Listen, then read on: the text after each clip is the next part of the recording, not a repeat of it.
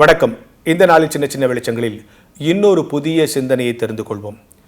India வளங்கள் உள்ள நாடு, இந்தியர்கள் வரங்கள் உள்ள மனிதர்கள் அப்படிங்கிற ஒரு வாசகத்தை நான் படித்தேன். உண்மைதானே? இந்தியாவில் இயற்கை வளங்கள் நிறைய இருக்குது. அதனால தான் பல நாட்டில் இருந்து இங்கே வந்து இந்த நாட்டை எப்படியாவது பிடிக்கணும்னு வச்சேன். ஏன்னா இங்கே இருக்கிற இயற்கை வளங்கள். இன்னொன்று, இந்தியர்கள் வரங்கள் உள்ள மனிதர்கள். நம்ம எல்லாருக்கும் கடவுள் ஒரு வரங்களை கொடுத்துருக்க, ஒரு டேலண்ட் இருக்குது. எதற்காக வரங்கள் கொடுக்கப்படுகிறது? இந்த வரங்களை வைத்து நம்ம என்ன பண்ணணும்? இப்போ நான் வாத்தியாராக இருக்கேன், அது என்னுடைய ப்ரொஃபஷன். பேசுகிறேன், அது என்னுடைய ஹாபி. ஆனால் இன்வால்மெண்ட்டோடு செய்யும்போது ஹாபி ப்ரொஃபஷன் ஆகிடும், ப்ரொஃபஷன் ஹாபி ஆகிடும். இப்போ என்னுடைய ப்ரொஃபஷனை இன்வால்மெண்ட்டோடு செஞ்சால் அது ப்ரொஃபஷன் மாதிரி கஷ்டமாக தெரியாது, ஒரு ஹாபி மாதிரி போய் அப்படியே டீச் பண்ணுவோம். இன்வால்மெண்ட்டோடு இந்த ஹாபியை செய்யும்போது இதுவே ப்ரொஃபஷன் ஆகிடுது. அங்கே பேசணும், இங்கே பேசணும், அப்படி நிறைய டேட்ஸ் அப்படி கொடுக்குறோம் இல்லையா? இன்வால்மெண்ட்டோடு செய்யும்போது ஹாபி ப்ரொஃபஷன் ஆகிடும், ப்ரொஃபஷன் ஹாபி ஆகிடும். இது ஒரு விஷயம். இப்போ வரங்கள் எதற்கு கொடுக்கப்படுகிறது? இப்போ நான் ஆசிரியராக ஒர்க் பண்ணுறேன். நேரம் கிடைக்கும் போது இப்படி இலக்கிய கூட்டங்களிலும் கிறிஸ்தவ கூட்டங்களிலும் கலந்து கொள்கிறேன், பேசுகிறேன். உங்கள் எல்லாருக்கும் தெரியும். இதனால் மூலம் பலர் பயனடைகிறார்கள். என்ன நெருங்கின என்னுடைய திருச்சபையை சார்ந்தவங்க, எனக்கு உறவினர்கள், அவங்க வந்து நம்ம பேச்சாளராக இருக்கல, அவங்க வீட்டு நிகழ்வுகளில் இப்போ சில ப்ரேயர் மீட்டிங்கில் சார் வந்து அவரை பற்றி பேசுங்க, சில ப்ரேயர் மீட்டிங்கில் நான் போய் விரும்பி பேசுகிறேன். ஏன்னா அந்த மனிதர் நம்மளை ரொம்ப பாதிச்சிருப்பார். அவருக்கு நாம் செய்கிற ஒரு நன்றி கடனாக அந்த ப்ரேயர் மீட்டிங்கில் போய் கட்டாயம் அவங்க குடும்பத்துக்கு ஆறுதல் சொல்லி அவருடைய சிறப்புகளை நாம் பேசுகிறதுங்கிறது ஒரு இயல்பு.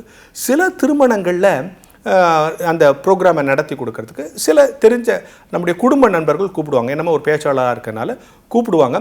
ஒருவேளை அந்த திருமணம் நடக்கிற அன்னைக்கு நான் ஓய்வாக இருந்தால் போய் அந்த திருமணங்களை நடத்தி கொடுப்பது என்பது ஒரு குடும்பத்தில் நம்ம வரத்தை இன்னொருத்தருக்கு பயன்படுத்துறது. இதானே?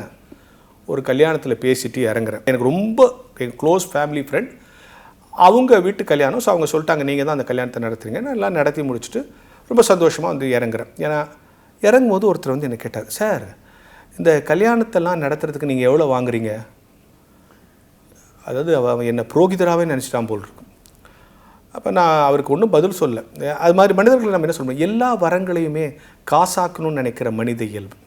காசுனால் இப்போ நீங்கள் ஒரு குயிலை கூட்டு வந்து உங்கள் இஷ்டத்துக்கு அதை பாட வச்சிட முடியுமா? அது பாடும்போது நீங்கள் ரசிச்சுக்கணும். எல்லா கலைகளையும் எல்லா வரங்களையும் காசாக பார்க்குற ஒரு மனித குணம் சமீபத்தில் பருகி வருகிறது. இது பணத்துக்காக தான் இது செய்கிறாங்க, எல்லாமே பணத்துக்காக அல்ல. கடவுள் எனக்கு பேசுகிற திறமை கொடுத்துருக்கான்னா, இந்த பேச்சு திறமையில் நான் சம்பாதிப்பதை விட அதிகம் இந்த பேச்சு துறையால் பலருக்கு நான் பயன்பட வேண்டும். சார் நீங்கள் வந்து பேசுங்க அப்படின்னு சொன்னால் அந்த பேசுகிற சந்தோஷம் இருக்குல்ல, நான் அவங்கள வாழ்த்தி பேசுகிறதோ இல்லை அவங்கள ஆறுதல் படுத்தி பேசுகிறதோ, பேசும்போது அவங்களுக்கு கிடைக்கிற மனநிறைவும் சந்தோஷத்துக்கும் எவ்வளோ பணம் நீங்கள் எடை போட்டுற முடியும்? அதுக்கு விலையை என்ன கொடுத்துட முடியும்? கொடுக்கவே முடியாது. எனவே எல்லாவற்றையும் பணமாக பார்க்க, அதுவும் கலைகளை எல்லாம் பணம் கொடுத்து வாங்கிவிடலாம் என்று நினைக்கிற ஒரு இயல்பு சமுதாயத்தில் இருக்குது. ஒரு கலைஞனுக்கு பணம் தேவை என்பது வேறு. ஆனால் எல்லா கலையையும் பணத்தில் வாங்கிட முடியல. ஒரு கலைஞன் விரும்பினாதான் அவன் நினச்சி பாடும்போது அந்த பாட்டுன்னு இருக்கக்கூடிய சந்தோஷம், அதில் இருக்கக்கூடிய திறமை வேறு வெளிப்படும். பணம் கொடுத்து எல்லாத்தையும் வாங்கிட முடியாது. எனவே எல்லாமும் பணத்துக்கானது அல்ல. எல்லாவற்றையும் பணத்தை வச்சு பார்க்கக்கூடாது. பணத்தை விட இந்த கலைகளும் கடவுள் கொடுத்திருக்கிற வரங்களும் உயர்ந்தது என்கிற ஞான தெளிவை நாம் பெற வேண்டும் என்கிற சிந்தனையோடு இந்த நாளை தொடங்குவோம்.